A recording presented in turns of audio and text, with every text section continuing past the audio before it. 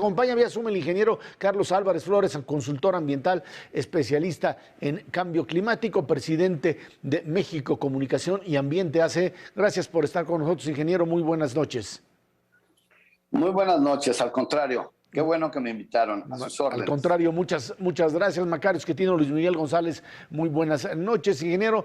Cumbre climática, cumbre del cambio, cumbre que lleva, por supuesto, después de la reunión en Roma, a discusiones concretas con respecto a la posibilidad de reducir gases de efecto invernadero. ¿Hasta dónde esto, por un lado, representa una posibilidad real de contener el proceso de deterioro, y hasta dónde lo que México está planteando ahí pues va en esa línea, o de plano estamos caminando en sentido contrario? Muy bien, con mucho gusto. Mira, yo tengo 31 años estudiando el tema formalmente. Yo he estudiado, me he capacitado, y lo que voy a decir hoy está apoyado en conocimiento científico y en mis experiencias en el tema. Soy ingeniero químico industrial. Lo que voy a decir no son ni ocurrencias, ni mucho menos mentiras. Hoy les debo decir que yo estoy decepcionado porque llevamos 26 cumbres, hoy es la 26ª, y seguimos discutiendo y discutiendo y discutiendo. A mí se me hace muy irresponsable de parte de todos los líderes del mundo que estén desestimando la opinión de 14,000 científicos del panel intergubernamental de cambio climático, de más de 190 países del mundo, en donde hay 28 mexicanos también, ¿verdad? Entonces, de entrada, nuestros líderes del mundo, políticos, ¿verdad?, por supuesto, están ignorando, menospreciando todos estos informes, todos estos datos, que son datos científicos, de décadas y cientos de años, ¿verdad? La temperatura la empezamos a medir allá en 1800 y tantos, y de manera que hoy podemos saber que estamos incrementando la concentración de CO2 en la atmósfera, y esa teoría de que esto ya pasó hace cientos de millones y millones de años, bueno, esa no juega ahorita. Ya sabemos, el 99% de los argumentos y de las pruebas científicas apuntan hacia eso, hacia que las actividades del mundo hoy, esta forma, este estilo de desarrollo que escogimos con el petróleo, ese es el tema, ¿verdad? Henry Ford no sabía lo que iba a pasar, ¿verdad? Y el general Erwin Drake, que en 1859 en Pensilvania sacó por primera vez petróleo. Llevamos más de 1 millón de millones de barriles de petróleo extraídos del subsuelo. Ahora bien, yo no creo que se alcancen acuerdos importantes. ¿Por qué? Porque no lo hemos logrado nunca. El protocolo de Kioto fue un fracaso. Ahora París es un compromiso, pero algo que debe saber el público y ustedes, son compromisos voluntarios. La Organización de Naciones Unidas no es el policía del mundo. Eso no existe. Es una instancia, es una mesa de voluntades políticas. Pero los líderes anteponen los intereses petroleros, sus intereses económicos, ante esta amenaza real, que yo digo es la más importante que ha tenido, cuando menos, esta humanidad, ¿verdad? Que hay otras humanidades, que ya se acabó el mundo 4 veces, sí, esas son las teorías. Pero esta humanidad que conocemos, esta sociedad que conocemos, puede extinguirse hacia el próximo siglo. Pero la gravedad del problema ha sido ignorada. Ya los datos, ya hasta el cansancio, los últimos 10 años ya son los más calurosos de toda la época moderna en la que se ha estado midiendo la atmósfera. Y México, vamos a hablar de México, México es todavía doblemente irresponsable. ¿Por qué? Porque en el 2012, en julio para ser exactos, se publica en México la Ley General de Cambio Climático, que a mi juicio es un documento valioso, pero ya sabemos que en México ni la Constitución, ni las leyes, ni ninguna norma las cumplimos. El gobierno, su mejor muestra, ¿verdad?, el deporte nacional de nuestro gobierno, es que no cumple sus propias leyes. Y no hablo de este gobierno, hablo de todos los gobiernos, de los 3 niveles de gobierno. O sea, no estoy hablando nada más del gobierno federal. Entonces, Calderón publica, ¿verdad?, el gobierno de Calderón en su administración, está bien. Cuando uno lee la ley, México comprometía el 50%, fíjense bien. En nuestra propia ley dice, por los poquitos que la hemos leído, dice que México se compromete hacia el 2050, estoy de acuerdo, reducir el 50% de emisiones de CO2. Y cuando vamos a París, en el 15, todavía con la administración de Enrique Peña Nieto, México reduce ese número en contra de nuestra Ley General de Cambio Climático Nacional y dice 22%. Bueno, ¿por qué lo hizo? Muy mal, está en contra de nuestra propia ley. Luego, en el mismo diciembre del 2015, publica, retrasadita, por cierto, la Ley de Transición Energética, que es muy clara. Obligaba a México, en el 2018, a que el 25% de toda la energía que consumiera el gobierno y los privados iba a ser cuando menos el 25% debería ser de industria limpia.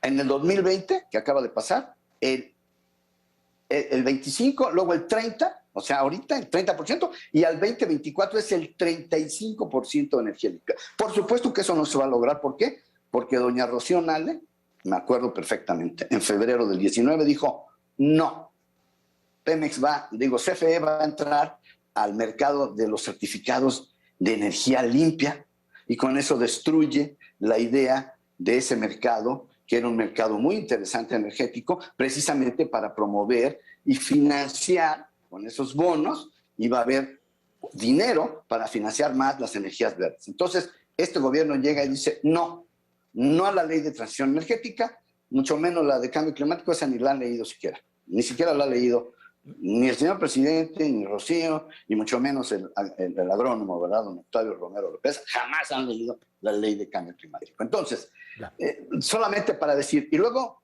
el señor presidente en una idea, digo yo, del pasado, de los 70, dice, vamos a rescatar Pemex, vamos a gastar en una refinería nueva. Bueno, pues eso es una locura. ¿Por qué? Porque nadie hoy, con sentido común, bueno, las propias petroleras, Shell andaba buscando a un cliente trasnochado para su refinería de Deer Park y López Obrador levantó la mano y dijo, yo se las compro. Esa refinería es más vieja que las nuestras, es más vieja que Salamanca y que Cadereyta. Nada más para que... Luis Miguel González, a ver, vamos a ver qué tiene que decirnos, Luis Miguel. Don Carlos, estamos hablando de Glasgow, de la decepción que genera, pero también hay compromisos. Si firmamos un acuerdo de reforestación o de restauración de bosques, hay compromisos, firmamos un acuerdo también para reducir el metano. Con esto quiero decir, hay industrias que tendrían que modificar la forma que trabajan. Por un momento, pensemos, ¿qué está pasando con el sector privado y qué industrias serían las más afectadas o las más obligadas a hacer cambios radicales a partir de lo que está discutiendo en Glasgow? La producción petrolera es la principal fuente de metano. O sea, desde la explotación de un pozo, es el gas asociado del petróleo, ¿verdad? Ese metano o gas natural que conocemos es asociado al petróleo. Entonces, en toda la perforación, en toda la extracción del petróleo en México, ahí se genera, para empezar, metano. En las propias plantas, en las chatarras, ¿verdad? 6 refinerías chatarras que tiene México, también se genera.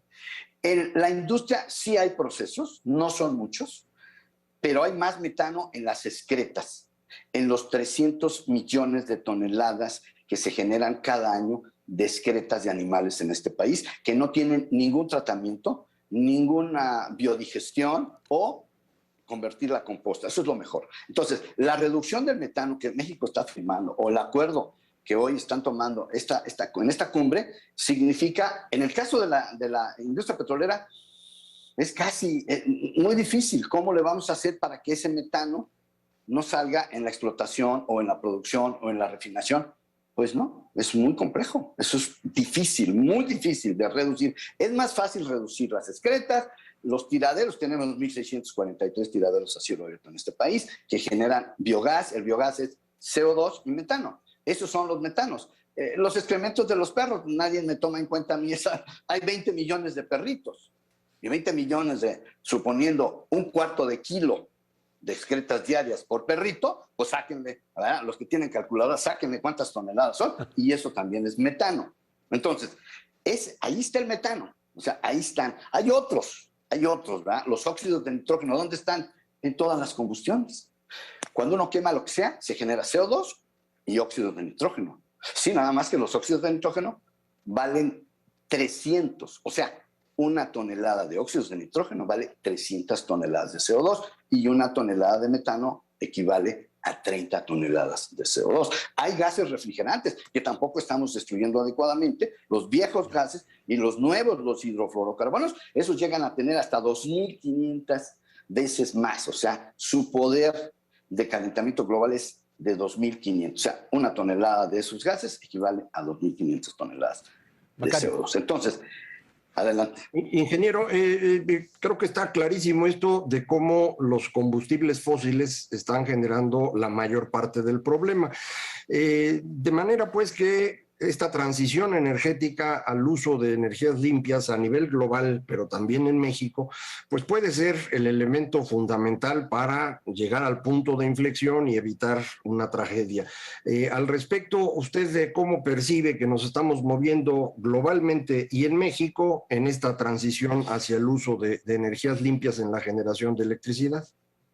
Hay una interpretación errónea de nuestro gobierno, de este gobierno. Hay una interpretación maniquea. O sea, hay una andanada, una agresividad de este gobierno en contra de todas esas empresas privadas, españolas, las que sean, por esos contratos que se les dieron en cogeneración.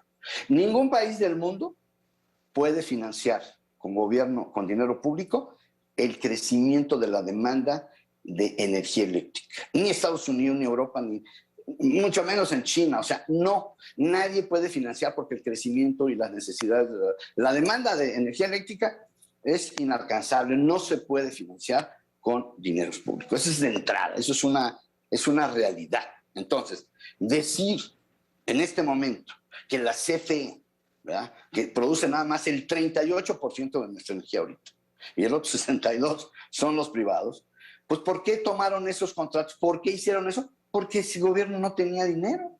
Y vámonos hasta atrás, vámonos hasta Salinas, vámonos a todos los gobiernos.